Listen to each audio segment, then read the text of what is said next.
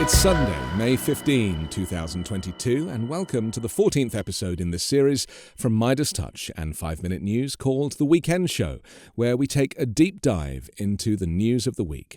You can download this show as an audio podcast in addition to my daily 5-Minute News podcast on iTunes or wherever you get yours.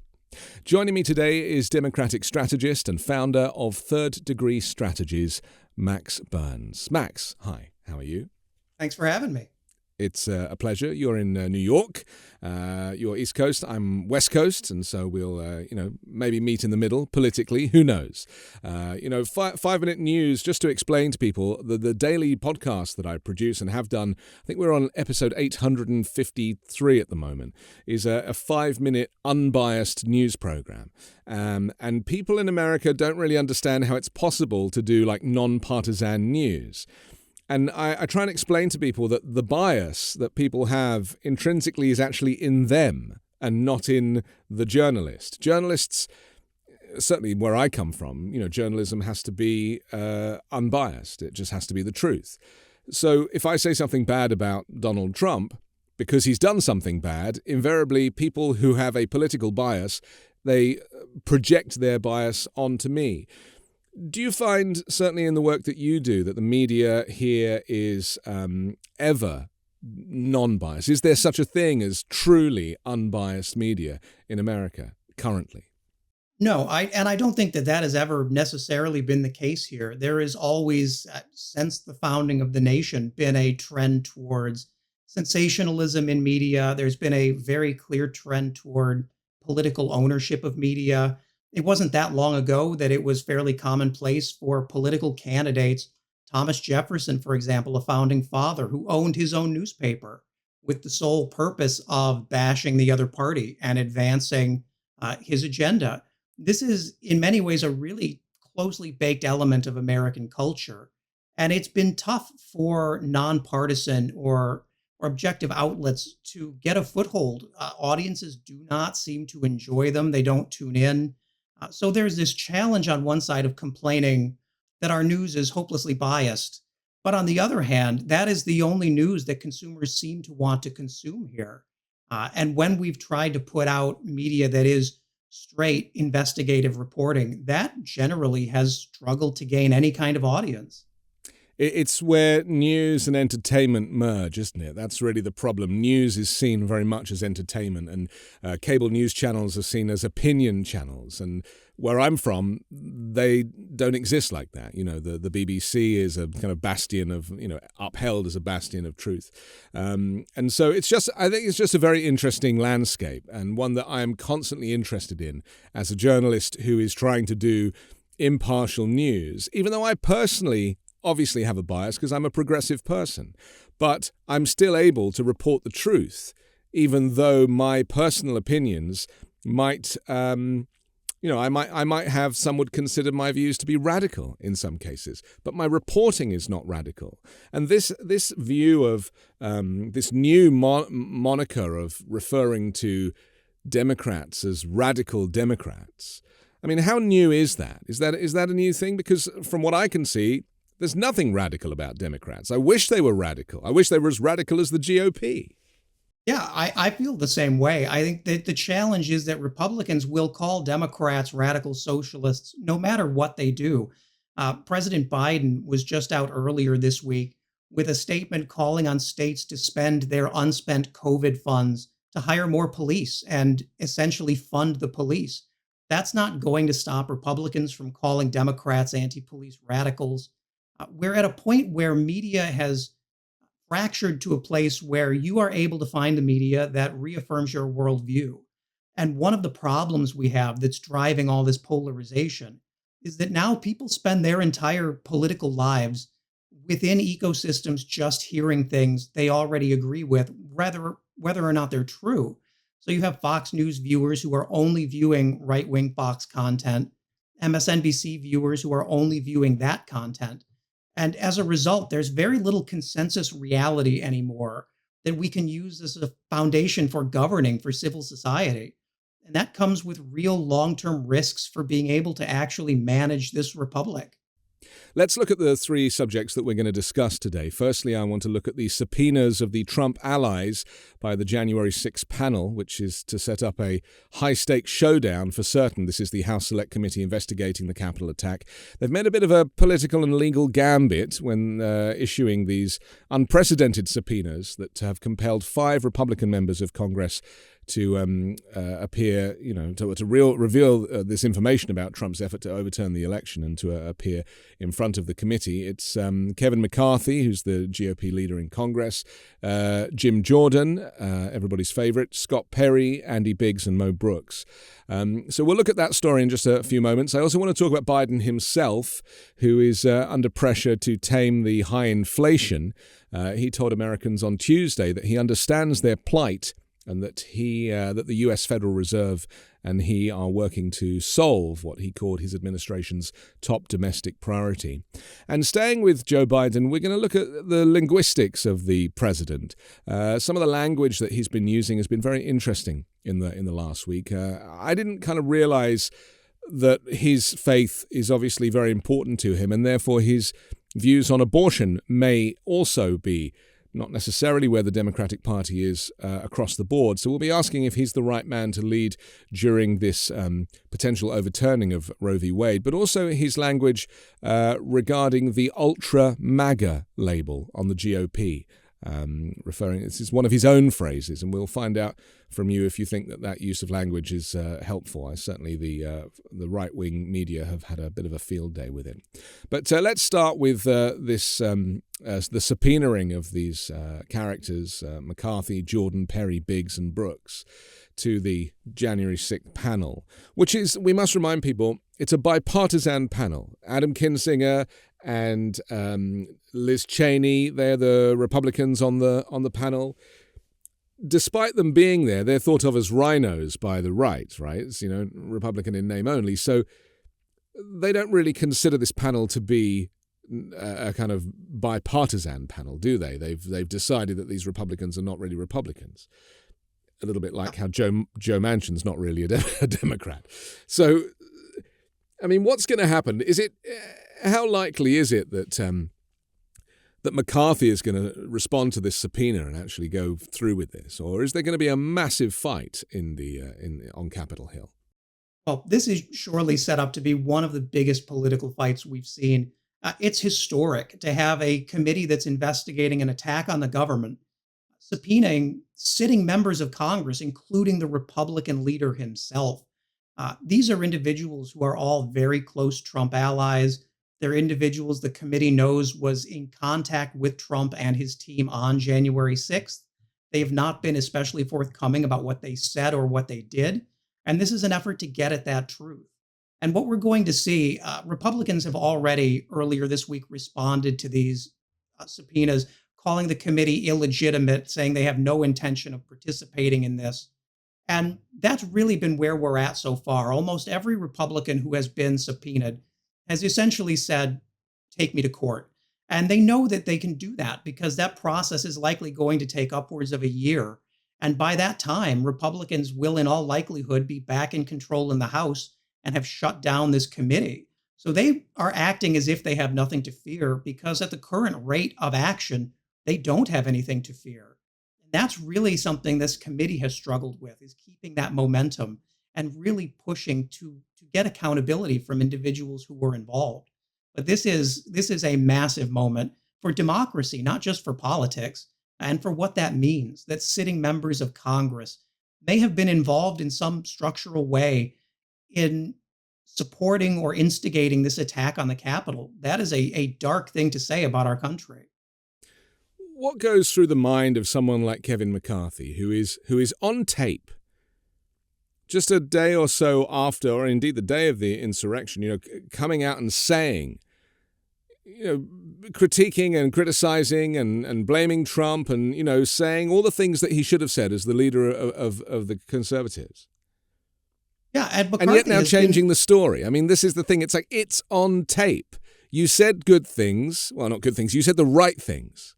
And now you're saying the opposite.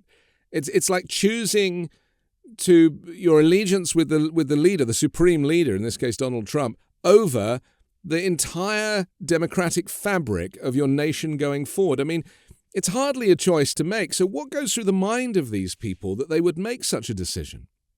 Well, this is the result of a Republican Party that has willingly sacrificed any values it might have had, any belief in anything that it may have once believed, conservatism, small government, in favor of power, of believing that anything is a means to the end of winning elections. And that if Republicans win the House and Senate back, if they win the presidency in 2024, this will all have been worth it, because the first thing that will happen will be pardons for individuals who were involved, and then a complete rewriting of history. And we see that already. We see these individuals who were privately messaging the White House in a panic, saying this is terrorism, this is wrong, this is something only the president can stop and call these people back. And then going on television moments after sending those messages and saying, these are just tourists, this is nonviolent, there's nothing to worry about, this has nothing to do with the president. There are people who knew they were lying at the time, and they've made the calculation that has unfortunately been right so far, that as long as they keep this smoke in the air, as long as the narrative keeps changing, the American people won't know what to think. And absent leadership from the committee and public hearings to really set the record straight and create a true historical record of what happened, this is an event Republicans are going to write and rewrite as many times as it takes to excuse their own responsibility. But it's tantamount to evil, isn't it? I mean, you're effectively saying that these people are evil, and they don't think of themselves as evil, do they? They think of them, and also the people that are supporting them, they must know that January 6th happened. You know, there's enough footage, there's enough circulation of imagery. We've had like 600 people have been sentenced, have been through the court system over this. So at what point do the followers, the supporters, whether it be the staunch MAGA crowd or whether it be just, the fiscal conservatives, at what point do they stop suspending their disbelief? This is what I can't kind of get my head around. It's like, if the whole thing is a ruse to get to 2024, then how much do you drag the nation through this garbage to get to that point?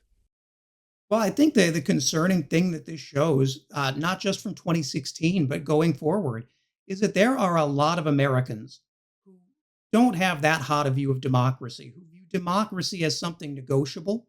And if it gets in the way of achieving their policy goals, they have no use for it. We've seen that in the response to abortion from the right so far. We've seen that on January 6th. We've seen that on immigration, that these are individuals who are perfectly happy to rewrite the fundamental structure of democracy to serve their own purposes. And for the most part, their voters view that as bold, courageous action against Democrats who are illegitimate, who are paid for by shadowy communist powers who want to destroy America. It really is a cult mentality. And the alarming thing here is Democrats have not put together a clear message about this. I don't believe most Americans are aware of the work the January 6th committee is doing. I don't believe that they are fully aware of how close this country came to a major constitutional crisis on January 6th.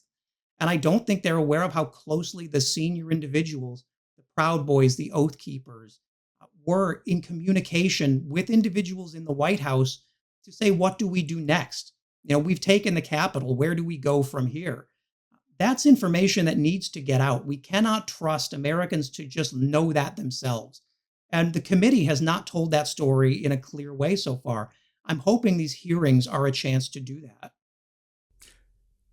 Well, this is interesting because this is your area of expertise, the messaging on behalf of Democrats. And this is my frustration, as an innocent bystander, is that I'm aware that the Democrats are doing so much good work. I'm aware that they're going out of their way to kind of, get this investigation done before the midterms. I'm very conscious of the effort, and Benny Thompson, I think, is a very good chair, and he seems to, be the right man for the job. But what is it about the Democrats' inability to communicate the work that they do behind the scenes, not just with the January 6th insurrection committee, And I worry that people don't really understand the word insurrection, and that probably was not a very helpful word to use in the first place. But, what more could they do? And why are they so silent about the work that they do? So, one of the big issues here, especially with January 6th, is this misguided view among Democrats specifically on the committee who do not want this to look like a partisan political witch hunt investigation. They don't want to be accused of being biased, of just attacking Republicans. That's a big reason you haven't seen a lot of messaging on the wrongdoing Trump has now been shown to do. Uh, this fear is completely misplaced. We're still in the belief in Washington that there are Republicans who are willing to work in a bipartisan way with Democrats. I think if the abortion decision and the response, the lockstep GOP response around ending abortion and restricting contraception didn't finish that narrative for Democrats, nothing will. We have Republicans who are quite directly saying not only is the January 6th committee illegitimate, Democrats are illegitimate. Every one of them is illegitimate, regardless of if their election was stolen or not, because they hate America. That's not a party that's willing to work with us. It's not a party that's pulling its punches or measuring its language about Democrats because they know it works. And this view that maybe if we play nice, there's still some opportunity to work together down the line sort of assumes that there will be a country that is not so divided in the future that we can actually get work done. And that does not seem to be the case right now. I'm always surprised. I mean, I was surprised when Nancy Pelosi said that she was going to, seek re-election at her age, and I respect her opinion. I watched a very interesting documentary on PBS about her life history the other week and learned a whole bunch of things I didn't know. These people are clearly very good at their jobs in one way, but the world has changed in the last 50 years, hasn't it? We now live in a world of social media. We live in a world of instant gratification. We live in a world where regular people have a voice. When I was a kid, the only way you could possibly have the right of reply as a member of the public, just a regular citizen, was writing a letter to the Times newspaper, and in the hope that it might get published. And if it did, you were like a local superstar. But fundamentally, now everybody has a voice, whether it be bots on Twitter. I just heard that Elon Musk is now considering his position as the buyer because turns out he's, obviously that's a bit of a red herring. I think he knew all along that it was full of bots. But my point is that we are living in a town square now where everybody, no matter how illegitimate their opinion or how foolish or misinformed their opinion, that they still get an equal platform. So why are the Democrats not employing the best social media people? Why aren't they employing MeidasTouch to make their videos? Why aren't they getting the best editors, the best creatives and writers and treating it like a production in the same way that the GOP do? And there was briefly a time when that was true. I think in 2008, that long ago, with the Obama campaign, actually did hire from the private sector. They hired media people. They hired entertainment producers to make things that were slick and engaging. And that really just stopped. That investment in infrastructure stopped. And you made a great point. I mean, half of the Senate is so old that if they worked for an airline, they would be mandated to retire. But Yeah. They are still allowed to govern technology policy, messaging, core elements of the country. And quite frankly, many Democratic leaders I've met with in their 60s, 70s, 80s do not understand the nature of social media communication, of digital advocacy. They still think the Obama model works when in fact we've moved several generations past that in terms of what the Republicans are doing into very effective social and organic messaging. And you see that in the Republican Party because by and large, Republican media people are younger than Democratic media people. As is true for the party as a whole. There are Republicans who are engaged in incredible social media. Elise Stefanik, who is 37, a year younger than the nation as a whole. And quite frankly, Steny Hoyer and Nancy Pelosi writing emails and press releases cannot hope to compete with that kind of direct engagement. And we see that every day, that the drivers of the media cycle now are happening on social media. There's stories that have their origin on Facebook and Twitter and TikTok.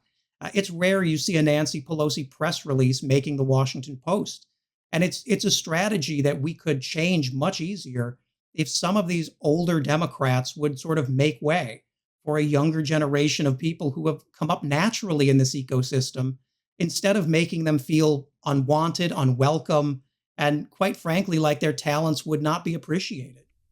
As a strategist yourself, if you present this plan to lawmakers, what kind of response do you get? I mean, or do we just fundamentally have to wait for Nancy Pelosi to retire? I mean, is there enough interest in it? Because obviously they understand. And, a Joe Biden daily TikTok would be essential, right? So what kind of response do you come up against when you try and make these contemporary suggestions in an antiquated world? And this is something I've been involved with closely. And my sense has always been reinforced by conversations with the DNC, with Democratic leaders, that the interest is there, but the resourcing is not. This is still a party that treats communications as an intern's job and assigns it to often the junior staffer in the office. And anyone who runs a communications firm can tell you that that is not the way to drive headlines. You need to treat this as the frontline advocacy that it is.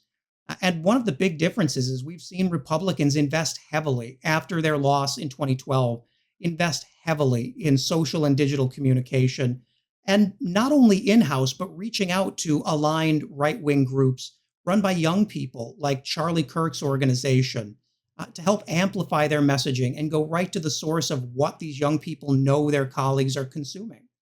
Democrats have not especially done that. They still hold communications very close. It's still decisions made by committees in Washington that often doesn't include feedback from people outside of the Beltway bubble.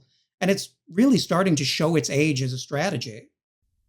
And isn't this why Donald Trump was the kind of mighty success that he was and still is? Because despite the fact that he has barely any vocabulary, he has barely any intellect, he doesn't even really know how to use a smartphone, as we've since discovered, covfefe. He was able to galvanize this communication tool in such a way that made his rise to stardom meteoric. And Elon Musk said taking Twitter away from Trump didn't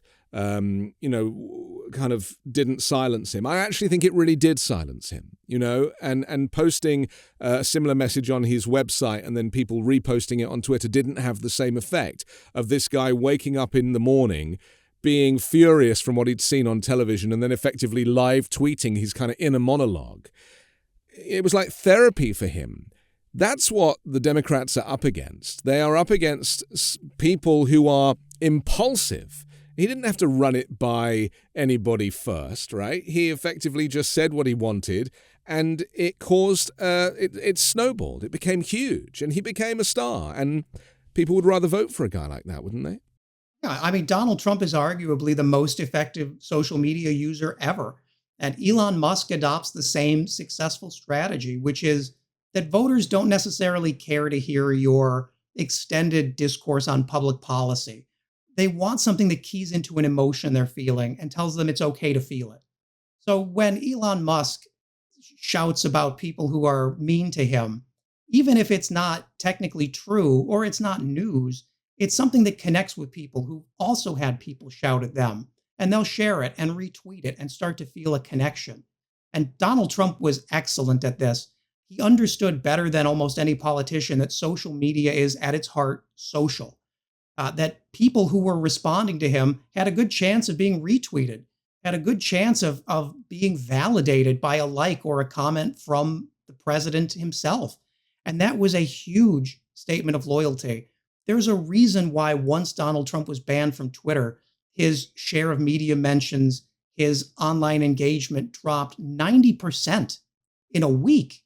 I mean, this is a crisis that we enabled largely because the media could profit from Trump's extreme tweets and the clicks they brought. And once we did what we always knew would solve the problem, it unsurprisingly solved the problem. I tweeted last week, I think something along the lines of, I bet CNN can't wait for Musk to buy Twitter so that Trump gets reinstated, so that their advertising revenues will increase again. Because fundamentally, that's what happened, right? You know, nobody was watching CNN. It was on in gyms and it was on in hotels maybe, but like it wasn't, people weren't drawn to it. And yet when the freak show started, it became a very addictive watch. They didn't care for the fact that they were supporting and encouraging the rise of fascism in the West, because, you know, they were white rich people getting richer. So this is part of the problem, isn't it? Leading into 2024, Trump, if he's not prosecuted, I have no doubt will be the candidate, because there isn't really anybody else, in the same way as there isn't really anybody to replace Biden at this stage, you know. So is this a serious problem? You know, is social media and this his ability to connect, even though the stuff that he says, you know, he often was retweeting extremist material, is this a kind of guarantee that he's likely, if he runs, to win in 2024? And we really now, everybody else really only has a couple of years to kind of raise their game. Yeah, I've long held that if Donald Trump is alive in 2024, he will be the nominee. There is simply nobody in the party who can stand up to him. His closest opponent is Florida Governor Ron DeSantis, who's, I think, by some measures, 30 points behind Trump in favorability for this. That no one really believes there is a legitimate challenger to Donald Trump. A lot of the private communication on the right has been, what does the post-Trump look like if he decides not to run? And he said that he may not, that he would cite his health as a reason if he chose not to. But he's also said that he didn't want to be back on Twitter, and he seems pretty intent now on getting back there and restarting this campaign, because it was a huge money generator for Trump as well, the same as for the media. And I think it goes back to the point you made earlier, that this all comes from a confluence of the fact that the media is largely insulated in blue states on the coast who did not feel the impact of Trump, that abortion will be legal in those states no matter what. Immigration is largely unrestricted in those states. So they don't understand how seriously Trump affected the rest of the country. And they're for-profit enterprises. Their job is to make money for shareholders. If Donald Trump is back on Twitter and people are clicking articles about Donald Trump, he will lead the news every day until 2024, the same as he did in 2015 and 2016. Let's just go back to the initial conversation about Kevin McCarthy and the henchmen being subpoenaed by the committee. Is there the suggestion that you're saying that they'll just ride this out, they'll ignore the subpoena, it'll go to the courts, and time will run out effectively? But just suppose there is a case for subpoenaing the former president, right? And let's just say hypothetically that he was to get prosecuted, that it was given to the Justice Department and Merrick Garland finally kind of rose to the occasion. There's probably half the country who, as you say, get their media from a very narrow place, political place, will be like, this is fascism because we have not heard of any of these charges before. And you're taking our man, Donald Trump, the tweeter-in-chief, and you're trying to throw him in prison, and the guy didn't do anything. I mean, that's effectively what it is, because the landscape, if the political and news landscape is not even, if people are in their echo chambers, then effectively, there's all these memes of Trump in a orange jumpsuit or in handcuffs that kind of, people desperate for him to answer to his crimes. But it got me thinking, you've got 70 million people that voted for him who don't think he committed a crime. They think Biden should be in prison. They think Hunter Biden should be in prison, and so should Hunter Biden's laptop. They think Fauci should be in prison for injecting everybody with a virus. I mean, there is a completely different narrative. And yet it seems to me that the Democrats with this insurrection committee feel like this is the kind of last bastion of hope, and that Merrick Garland is the man to close the deal. Yeah, it does feel as if we're trying to stitch together two increasingly different Americas that have very little fundamentally in common. They don't read the Constitution in the same way. They don't believe in the idea of freedom or democracy or representation in the same way. And there's very little you can do to convince them. These are people on the right, especially, who view Democrats not only as opponents, but as enemies of the state, as Donald Trump called them in the press, as people who it is their patriotic duty to remove from power by any means. Because as any number of QAnon and MAGA officials have said, when there's an attack on democracy, anything is justified in protecting the country. And that enables a lot of really dark actions. And I do believe that if Merrick Garland and the Department of Justice charge Donald Trump, or if he's charged in New York, that will be used as an excuse for violence on the right. But that is not a reason not to do it. Accountability and democracy must stand, even if there is a risk of violence, because without that, there is no accountability structure, and there is nothing holding this experiment together. It's the next civil war waiting to play out, isn't it? I mean, you've got people like Kyle Rittenhouse just waiting with their semi-automatic weapon to kind of have an excuse to kind of run out to the front line. And I even remember here in Los Angeles, during the riots, the BLM protests that became violent, and the boarding up of the streets here on Hollywood and Vine. I remember seeing the National Guard in their military fatigues, and I was like, this is Trump's America. This is where I'm living now as an immigrant. I'm living in a place where it seems normal to have the military on the streets. I mean, and not forgetting, the disappearing of people in the streets of Portland, these kind of tactics that you would only expect to happen in Russia and places like that were happening right here in America. This is not a warning for what could happen. This already happened.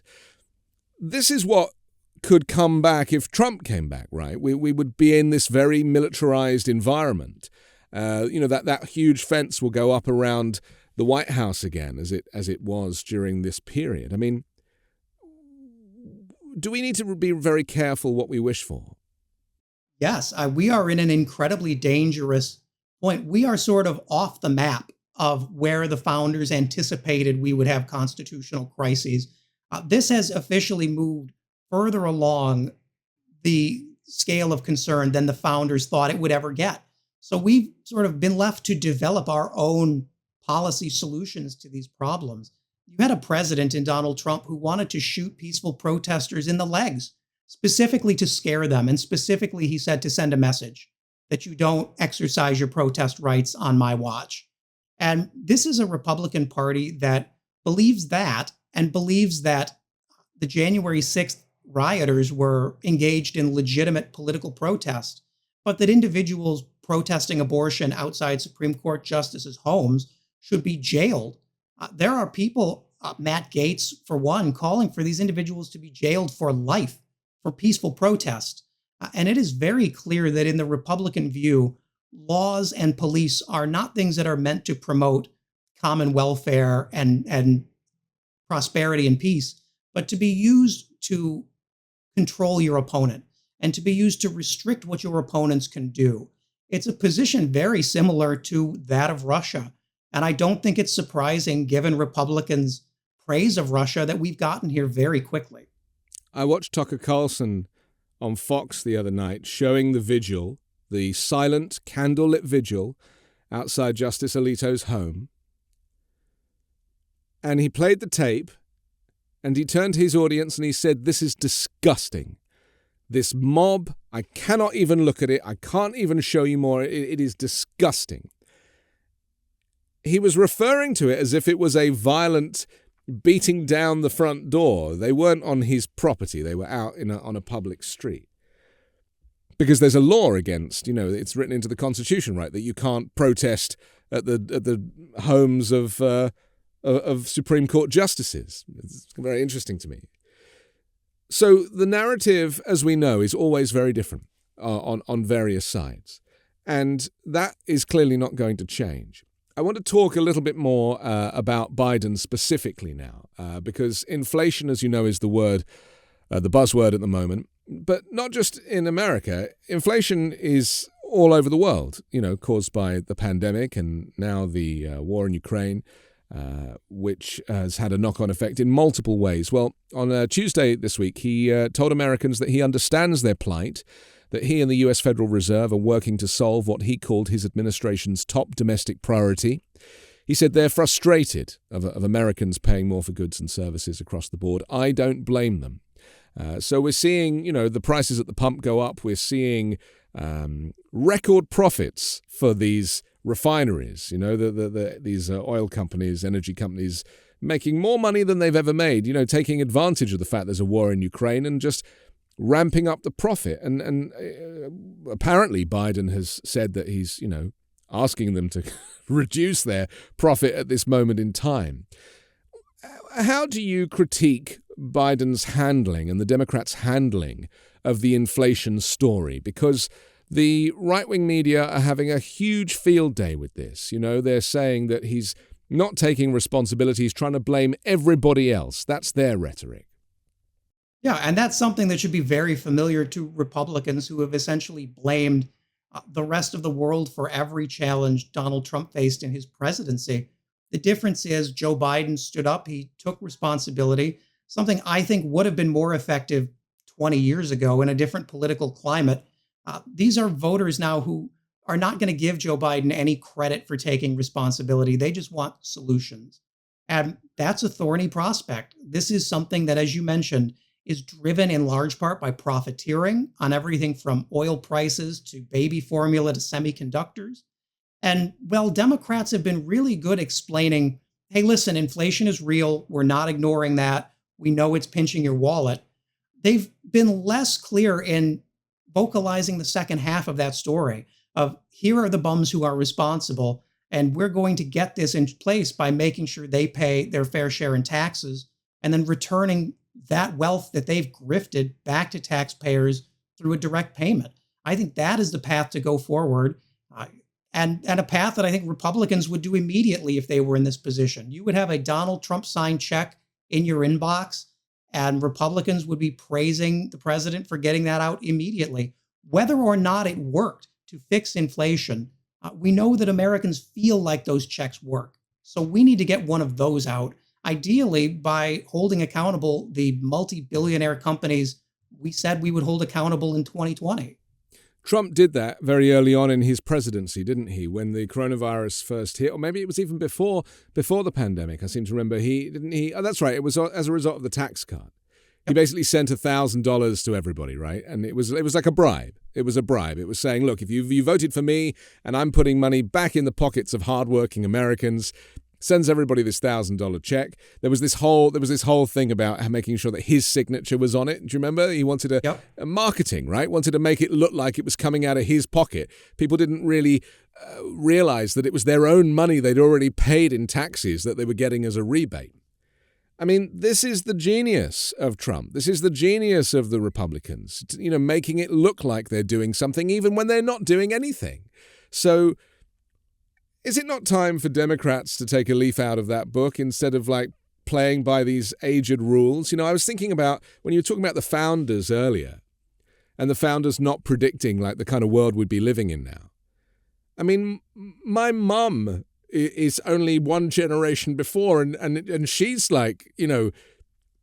really having to work extra hard to live in this new world of technology. Yeah. And we're talking about forefathers. We're talking about people who thought that a well-stocked militia was like a gun that fired one shot. And now a well-stocked militia consists of semi-automatic weapons and, the kind of weapons that would never be used for self-defense. They'd be used in a theater of war. So how would you advise Democrats right now? I mean, what should be their strategy? Well, right now, political courage is on the menu across the board. One thing Republicans do really well, for their base especially, is making sure that you know who did an action. Like Donald Trump's check, for example, came with a letter. You know that came from Donald Trump and the Republicans in Congress. When Roe versus Wade leaked, Republicans in states cheered and said, this is what the Republican Party is doing for you. We've delivered on our promise. It took us years, but we did it. And we will always fight for what we say we're going to fight for. You don't see that from Democrats who are almost too nervous to overpromise, unaware of the fact that most Americans are impressed with anything. This is a Congress that has passed functionally nothing, and even less that bears Joe Biden and Democrats' stamp on it. So voters can be excused for thinking Democrats haven't been effective if Democrats aren't going to market that story directly into their homes. I mean, we've rarely seen Joe Biden out in states like he's wanted to do, talking to voters one-on-one about this. That's one area where we've seen nothing from Democrats that needs to happen very quickly, is Democrats actually back in communities, holding rallies, Joe Biden on the stump where he's strongest talking to voters, because these sort of pre-recorded, scripted White House events are just not cutting through the noise. Joe Biden was brilliant at the White House Correspondents' Dinner, wasn't he? You know, the speech that he gave, he was on it was point. hilarious. He was hilarious. He didn't seem like a 100-year-old man anymore. He seemed like a 40-year-old man. He was energized. He was full of humor, good humor. There is this thing. We had the same thing in England when Gordon Brown took over from Tony Blair as Prime Minister. You know, Gordon Brown never gave his personal, public, his private life remained very private. He was very boring on camera, and nobody really connected with him. You probably don't even remember him, right? I mean, that's how boring the guy was. And it wasn't until the day that he left office that you actually saw photographs of him with his children at 10 Downing Street and saw him cuddling them. And suddenly my country, Britain, felt like, had we underestimated this guy who's now leaving office? Because actually he's a family man and he's a good guy and he's highly intelligent and intellectual. Is it the same with Biden that, behind the scenes, Biden's a mover and a shaker, and he does have the skills and the humor, but because he has a stutter and because he is not a natural public speaker, that we're not really getting to see the real guy, unlike Obama, who was, a community organizer. And so that kind of rolled into him being a natural candidate for president. And I maintain that Obama was an anomaly. I mean, we'll never see a candidate with those skills and that swagger ever again. But I recognize that maybe Biden, as we saw at the press dinner, are they keeping him from us because of the stutter, because the right has such fun with him and clip all of his mistakes together? I mean, is there more to the man than we realize? There absolutely is. I mean, there's a reason Joe Biden has survived in politics through all of these cultural and generational shifts. And that Biden at the Correspondents' Dinner is the Biden that a lot of voters saw in 2020, who seemed like such a down-to-earth, humorous, but grounded and realistic option compared to this lunatic who was talking about China shooting hurricanes at the United States and threatening to shoot protesters. But one of the big issues with Democrats is they tend to corral their candidates really closely. We saw that with John Kerry in 2004. You saw that with Obama in his first term after he became president. This idea that if only every voter in America could sit down with Joe Biden, they'd love him. Well, yeah, that's true for a lot of candidates, but you don't have that option. You have to message your candidate, and part of that is letting them be themselves. Joe Biden misspeaks. It's something we all know. It's something we've come to accept. I think Democrats worry a lot more than they should about the fallout from that. I think if voters handled 4 years of Donald Trump and most people understood his misspeaking and his weird sentences and still stood with him, you shouldn't worry so much about stuttering or saying the wrong name. You should be natural. And that unnatural nature is what people are seeing in Biden. They see a guy who clearly is not able to say what he wants to say and who's taking messaging advice from people who clearly don't know voters as well as Joe Biden does. We haven't heard a huge amount about the abortion issue from Joe Biden. It's not something that he is comfortable talking about. He has Catholic faith. He is a man of God. And I assume, I don't know, but I assume that privately he's not a huge fan, right? I just assume. But he understands that he's representing a progressive party and that he's seen the polls, 70% of the country is in favor of a woman's right to choose. He made the mistake. He was, caught off guard the other day, just talking about, the faux pas, and he said the phrase, abort a child. And which is not an appropriate phrase because it's untrue. Children are not aborted. Fetuses are aborted, as we know. And there's all sorts of questions about the semantics of this. But unfortunately, the right-wing media were very, energized by this. I mean, is this the reason why he doesn't talk out and speak out about this? And, he goes back to his age-old phrases about, choice and women having choice and supporting women's rights, and that is understandable. But is it true to say that he can't talk specifically about abortion or even say the word abortion? Yeah, I think Joe Biden is fundamentally uncomfortable for both religious and what he sees as political reasons, not saying the word abortion. The first time he said abortion at all was that statement outside Air Force One on May 3rd. That is the first time in his entire administration any major official has said the word abortion. And that leaves activists to feel like they're fighting on their own because the president believes this GOP lie that talking about abortion is political suicide. That has not been true for decades. Like you said, 70% of the country and 1/3 of Republicans support Roe being legal. The decisions happening right now on the right go so much farther than their own voters want that Democrats have an opportunity to build a whole new political coalition here of people who say these nuts have gone too far for me. But they have to actually find their voice and use the word abortion and not listen to this consultant messaging they're receiving that's telling them to say decision instead of choice and minor things like that, while missing the bigger picture of these people are trying to take your rights away. That is the message that matters. And if we can't find our voice on that, I don't blame voters for being skeptical of Democrats. How do you feel about Joe Biden's creation of the phrase ultra MAGA? He used it on Tuesday this week, warned voters unhappy with soaring inflation and his stalled domestic agenda against turning power over to ultra-MAGA Republicans in the midterm elections as he tried to cast the former President Donald Trump and his adherents as a political foil. He said he could taste the country's dissatisfaction with Washington, particularly over rising prices, but he sought to channel the anger against the GOP. And he basically said, look, don't be fooled by this ultra-MAGA brigade because they want you to be angry. They want you to be furious about this, and therefore they want you to vote for them. I mean, MAGA stands for Make America Great Again. Ultra-MAGA is effectively saying, well, we're really going to make America great again. I mean, arguably, just from a vernacular perspective, he's shooting himself in the foot with this. And Jen Psaki had to do a little bit of damage limitation and said, well, this was the president's own language. In the same way that abort a child was the president's own language. So are these kind of phrases, are they any use? Do they serve the president well?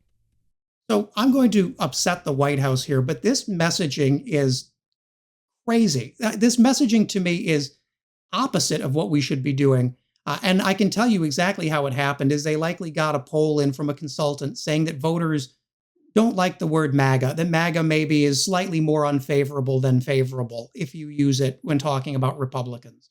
So now the logical choice is to over-apply it in all of the messaging.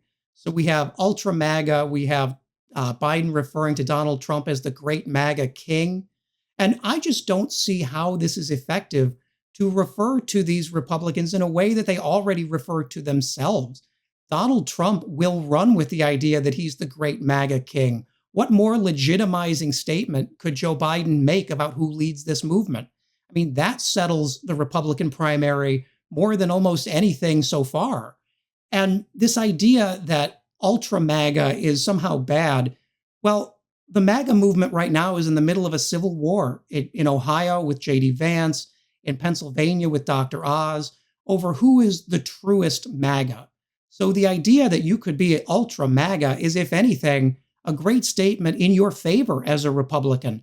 That's going to make more people donate to you. And it just shows you that this messaging that's done in a bubble from Washington that doesn't actually think about what these phrases mean in common use on social media, on TV, is going to make mistakes like this, and they will be costly. Going forward, I mean, we're seeing a lot of the Republican states, Ron DeSantis, everybody's least favorite person, now is coming out with increasingly extremist ways of communicating to his people that he is, a kind of totalitarian. He wants to, banning everything and yet saying that we, this is freedom. They want to ban everything. And this kind of rhetoric that, whether it be abortion or teaching about race in schools or LGBTQ plus rights, banning everything. And then there was a story about him, was it wanting to teach communism, teach about the perils of communism? This was a story from a few days ago. They really are ramping up, aren't they? The guns are out now. There is nothing stopping these people. And this, as we said on the show last week, there's a kind of copycat behavior happening now amongst the other GOP states and other governors, some of whom have presidential ambitions, right? Oh, certainly. I think a lot of red states have learned from Texas and Florida. They've seen not only the political capital that those governors have been able to make, but also that the laws they're passing are, for now at least, standing up to Supreme Court muster on abortion, on tax credits. And we've seen Ron DeSantis really nail the line here, which is, I'm going to give more freedom to my conservative allies. You'll be able to ban what you want from schools. You'll be able to talk about religion in schools. And at the same time, I'm going to restrict a bunch of freedom from those people who shouldn't have it, mainly Democrats and minorities. So we saw that voters in Florida agreed to restore voting rights for felons. The governor said, nope, that's not going to happen. Those are the wrong kind of voters, and made sure it didn't happen. He's done the same now with Disney. He said that if a business talks in a way that displeases Ron DeSantis, you're going to lose your tax credits. You're going to lose the benefits of doing business in Florida. So in some ways, Ron DeSantis is restructuring the Republican Party away from small government pro-business to large government pro-power. And anyone who gets in the way, business allies, the Chamber of Commerce, traditional Republican groups, will be stepped on, because this is the new path of the party. So my final question to you is, with all of this activity that is so public, they're very good at press conferences, they're very good at getting it in the media, they're raising huge sums of money for their campaigns.